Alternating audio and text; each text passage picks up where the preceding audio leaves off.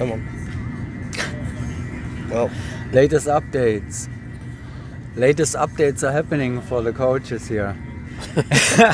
Rechecking if anybody protested overnight. Make sure it's all correct, all the information that we're going to give to the audience.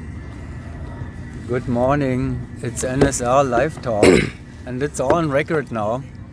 We're ready. it's all on record. Good morning, Kurt. Good morning, everybody from NSL TV. Nothing bad has been said. Last time we had NSL Talk, it was very different as of temperatures. Yes. I think it was a little warmer. This morning it was 6 degrees. Last week it was 36 degrees. Yeah. Anyhow, it has the weather has definitely taken a turn. I know yesterday even the Swedish team said it was so cold in free fall that it distracted me from my jump. He was like, man, it's cold on the middle of a block too. So that tells you how cold it is when the Swedes are being distracted by the temperature.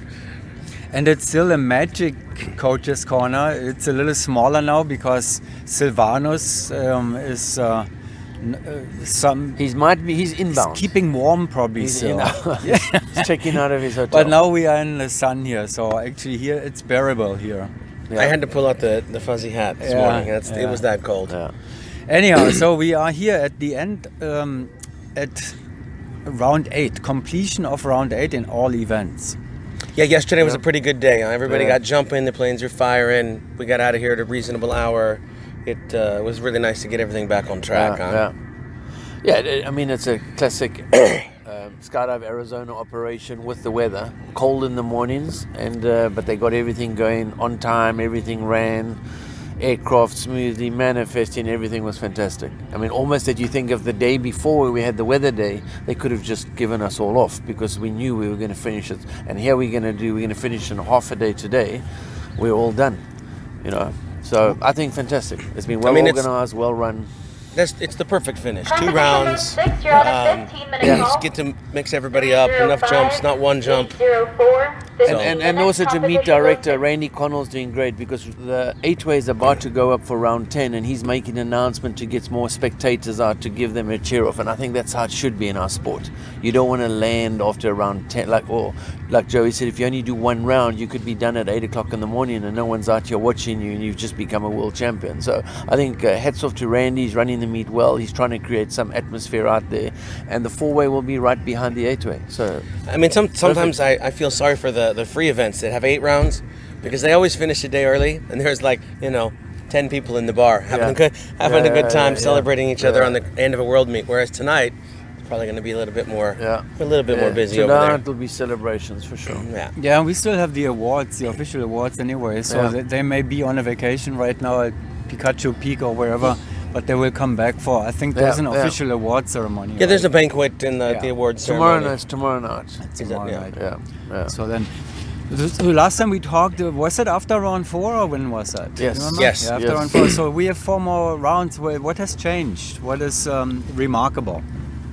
I mean, the biggest thing for me is the female category has had 2 and 3 point swings on almost every jump since we talked. Yeah. It's been French by 3, or by US by 3, then French by 2, then US by 2.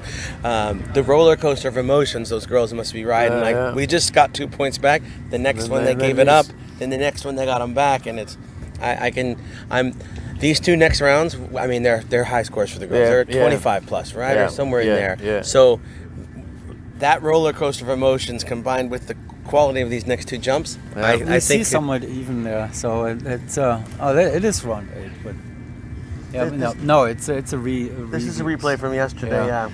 But so there's been a big swings. I don't have the exact scores on me. I tried to get it up on my phone, but it didn't. The Brit girls are about 10 points up, and then between the French and the US girls is going to be interesting. But interesting enough that this lead of NFTO was developed in the first 4 or 5 rounds. The last 2 or 3 rounds was. It was a slow part. It was a slow part of the draw, and they also had yesterday. I think they bust on the last on round 8. They finally didn't win every round. Yeah. Oh, poor them. Yeah. Girls, you've only won 7 of 8 rounds. I think they are commandly in lead with commanding status. Yeah, but I've got it here. It was Round 5, 3 points to the French. Round 6, 2 points to U.S. Round 7, 2 points to the French. Round 8, 1 point to the U.S. And the difference currently lies at 2 points for the French. So that's not over. So the US are in the fight for a silver medal. I don't think anybody expects NFTO to give that up. I don't expect them to win these rounds because I think the French and the US girls could be as strong. So who knows? Is it nerves? But they will be right up there. So I don't think a big swing from the top, but between 2 and 3 for sure. Yeah, when you have a 9-point lead going into the last 2 jumps, you're the last thing you're doing is putting some heat on it. Yeah. When you're 2 points back, those U.S. girls are going to be pushing and as hard as they can. When you got when you have the U.S. girls right there on your neck, you're the French girls.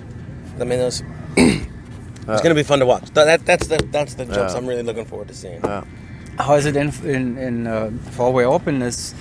Have your Tigers still they're in touch. The good thing is it's the fast jumps and we 4 points and we got 2 back. We gave away yesterday. I mean, if I count all our bus and on the NSL round 4 we also bust. You didn't have that as a -1 because we actually missed a whole random A out the door. We went E and then halfway they did A and we missed a guy. So that was also a bust. But if we didn't have, yesterday was a slow part of it, and I was happier with the first day's jumping quality-wise than yesterday. And yesterday we just gave it. And when the French made a mistake, Qatar also made a mistake. And if we hadn't made those errors and with at the 2 exit and a C exit and a bad 14 build, we could have been tighter. We could have then actually been in a game. So we were in the same as with the US girls. We have to attack, but we are 4 points off the French. And the French are trying to attack Hayabusa. They are 6 points off Hayabusa. So, and I know how fast those French are. So with the Tigers, it's an easy one. We have to attack. There's no holding back. It's going to go. If we bust once, it's fine because we need to go as fast as we can go. But the bad news is the French can go as fast. So, I think it's hard to catch those French guys. It's a tunnel, not block 8, but the rest, even round 10 with the 5-7J. It's a tunnel style jump. They're 30-point skydives. I mean, they really, at that level, they need to be in the 30s. So the only safety I would like to say from the Qatar point of view, we'll see after round 9. We'll know if we can do it or not. But the only safety that we have is Arizona airspeed. And then thereafter between Hayabusa, France. Oh, and here he comes. Yeah, he's coming. Yeah. Solly Williams has arrived. Oh, we can squeeze in here. Fell out of bed. Morning, Solly. I'm on my knees. Changed the venue on me. Too nice and warm and cozy. We needed to be in sun, Solly. I thought you were over there. I sent you a text asking where you were. Nice jacket. Thank you. Yeah. I got the memo. We went where the sun was. Yeah. However, it's warm enough here for everybody. So. Yeah, let's fill in Solly on what we talked about already. No. I mean, just to recap where we were there is that I think in the open category, for sure Arizona airspeed is gone in a way, and with these 2 last rounds, Hayabusa is 6 points ahead, and let's see what's going to happen because France will attack and Qatar at the same time has to attack. And then thereafter, I think it also gets interesting between Spain is 4 points up in the best of the rest, those non-4 full-time teams. Yeah. But Sweden and Great Britain tied in 6th place. And they've both had some bad luck. I saw Chimera have like 5-point busts on one jump, but then also Sweden threw something away as well in the beginning of the meet. So that's also, I mean, everyone's also trying to get into the top 10 in the world, right? Yeah. You've got Netherlands are tied with Australia. They had a couple of rough jumps with some stuff, and Norway is just ahead of them. So Germany. There's some really tight races in there. So can anything change? But these next 2 jumps, what do you think? These are 30-point skydives at the top. 20. 10 too?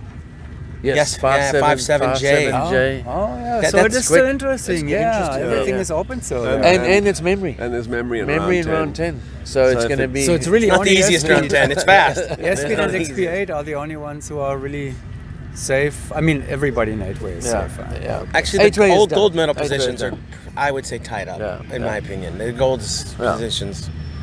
Yeah, I think anybody that's within striking distance of. I mean, 6 points might be a stretch, but it's sport. Anything can happen. But four points over 2 rounds. These 2 jumps. I would certainly You're thinking positive.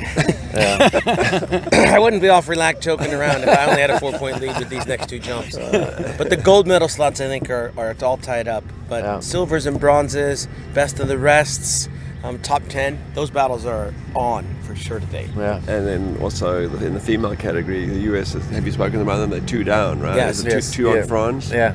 So that's, I mean, that ain't And over. it has been a 3-point switch, then a changing 2, all the then a time. 2, then Yeah. a 1. I mean, they have not been tying each other. They both have shown strength and weakness. So the age-old question, you'd rather be 2 in front or 2 behind? It's 2 to go. Yeah. Well, we were pretty good at coming from behind. I'd rather you may be 10 see all ahead. of it. I think we were 5 points down in 2 different meets at one point in time. Better to be 20 ahead like it Yeah. is. I was going to say, there's the answer right there. Yeah, better be 10, 20, 30 ahead, and then you're done. I don't know. They don't. I don't know if they're happy. I think they would like to have a little bit more competition with. Of course. Everybody Of course wants they'd like everybody more competition, competition. but Same with XP8. I mean, Same it's with XP8. it's what drives your. I mean, it's what drives your performance. Us being that far behind in one of those meets pushed us to perform in a way that we wouldn't have if we'd have been at that same level in leading. You know, we wouldn't have found those extra 5 points that were 6, 7. You know, so it takes that to bring out the best in the world, and if you don't have that competition, it's hard to break records and do that. I mean, stuff. ASP's shown some good stuff on their jumps. I mean, I haven't gone and sat down and detailed and watched everything, but when you're watching on the big screen, they're moving good. It's just not a good draw for anybody. And who knows? Yes, if we had a stronger Hayabusa, they would have pushed, as Joey says, for that 1 extra point per round. You know, when you're being pushed, it is different. Sitting in the plane now, they must be so relaxed. It's a home. I mean, you have to keep in mind it's also where they train all year long. You know, yeah. it's really home turf, Yeah. literally for them. You know, so Yeah, they go home every night. I mean, you know, it's like, they go home. They eat the same food. They do the exact same things. I know when we traveled, I don't know if these teams feel it, but our first day was never good when we showed up somewhere. Yeah. Just trying to figure out where we were going to eat, where we were going to sleep, how did we move, who was the rental car, who's driving, all these little things that you had that you don't really notice take a lot of energy out of you. And being able to get in your own car and drive I don't have to put a sat nav on to figure out where my hotel's at. I can just go home. sleep in your own bed. Yeah, you it know, makes a big difference. I think it's a bigger advantage than a lot of people think, how much energy it takes traveling.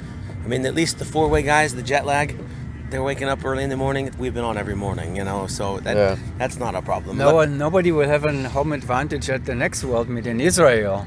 The Israeli team will. Which Israeli team? I don't have one yet. So that's they do. I mean, I've been out there 3 times now working with the Israelis, but it's hard for them to. We go to the job zone, we get 3 jumps in a day. It's they need to get abroad to go train. Just there's so many tandems, and this just doesn't run quite like Skydive Arizona. But I've been to the drop zone out of the Dead Sea. I've been with the team in the tunnel. The tunnel's pretty nice. Like all tunnels, difficult to get the right hours though. I'm there early in the morning, and you spend all day off, and then they let you come back in the evenings and stuff. But they're trying. They're a pretty young group of people, though. Their sport jumping is not that big, but they do have a team. Then they do have plans on training, but we'll see. I was supposed to go in November, and it didn't work out because people.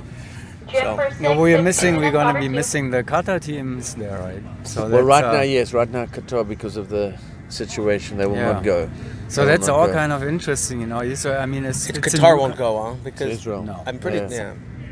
So the whole Qatar delegation, which are now, that's a powerhouse in the world now, will not be there. We'll be jumping from a pack in 4-way, right? Yeah, everybody ready for that? Good for the drop zones with a pack. I mean, they own 2 packs at the skydiving center out there. That's the planes that they own, and that was in the bid, and I just don't see it changing. I know Airspeed wants to change. A lot of teams are complaining. I think all. Everybody complains. But when it's written clearly in the bid and the IPC approves it, it's not really up to us, unfortunately, is it? I don't know if they're. I mean, maybe IAC should get in touch with the IPC delegates and ask them about how much the pack is really wanted, in the community, in the actual community, instead of just deciding.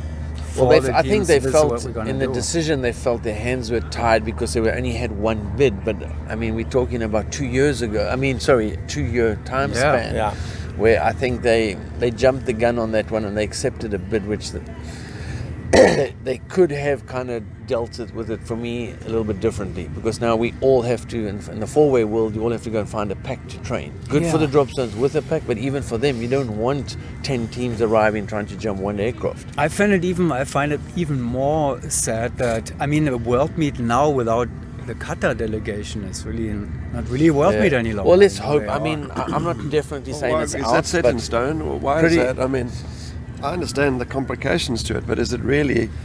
Well, from the Qatar moratorium? side, for the Qatar side, our top bosses, the military side, they have a military team, and there's no ways. They can't- they We've just been can't told go. no. We've been told a direct no, but who knows? Things could change. So let's 2 not- years, So there we have 2 years too. Yeah. The problem is the military aspect of it, I guess, because I know that Israel's pretty open when it comes to who can come in. I mean, there's all sorts of different nationalities, but I know that militarily Israel's probably a little tighter, and so is Qatar about who's traveling between countries when you're military. Yeah. The pack, though, one thing, for the floating teams, for Hayabusa, for the French, it's not that bad of an airplane to jump out of because you can really get out. The problem is on the pack, the base of the door is here, and it curls in, and the top is here. So trying to your head jam and stuff, or to dive, float like we do, it's very difficult. But you can get outside and float off. It's not that hard of a plane to jump. Yeah. So there's an advantage there for the lefty door. Yeah, the right-hand continuity. I mean, but I mean, the French and Belgians and those guys. I mean, then if you think of the size of that German team. I mean, yes, they've got Sarah, who's small and inside point, but the rest of them are tall guys. To get out of that pack is not going to be easy. The Danes, they all about threw up. They're like, what? It was like, imagine. I mean, if you go into a world meet, and most of the teams, if you don't train the pack, are going to be trying to throw off a standard exit and grip switch and go, and it's going to be. Is that what our sport needs or wants? It's everything has to be 3 people out. It's 3 out, 1 in. You know, I coached the Aussie national team out in Australia, and they had 1 in. I'm sure you've coached plenty out of it in the DeLand. It's a terrible aircraft. On the other hand, it's not really new. You know, we have seen this in the past, switching back between left-hand doors and right-hand doors. You know, Pilatus Porter in France, and other meets with the Twin Otter. So you know, dealing with the airplane situation is nothing really new. No. In the sport, so it has happened before. Nobody likes it really. You know, we didn't like it when it went from left-hand door to right-hand door. And the French didn't like it when they had to go to left-hand doors, you know, obviously, and Belgians. But I think it goes more about availability of the aircraft, finding an aircraft. In those days, we could find a Porter, we could find a Skyvan. If we were doing tailgates, you could kind of get something going. But to find a pack right now is not that easy. It used to be. Yeah. Sweden, but it's got to have not Europe that and easy. Portugal. Yeah, but then they jump in so many tandems out of those. Can you arrive in the drop zone and say, I want to make... You can go anywhere and find a Caravan or a Twin Otter, you know? Plus, it's actually only for the national teams. That's a World Championship, so only 1 team per nation has to make that adjustment. I mean, there's one in Colorado. There's still a few around, but it's not... Well, anyway, so the Qatar team said it's more. First, we're missing the powerhouse from Russia, then we're missing the powerhouse from Qatar. Now, that's for me the sad part of the whole thing. I would like to have the whole community together Back together at again. a world meet, and we don't have that, and that's sad at this point in time. Maybe I agree. More years, but. So your colleague Jeremy Rollet is gonna win the first silver medal. Fantastic for the guys. And I mean, I worked with them in Australia, so I know them so well. And hats off to them. And again, it's the case we could all go if the Russians were here or the French had a strong team. But at the end of the day, they're not. So I don't want to take that away from the Qatar 8. I'm super happy for them and very happy for Jeremy.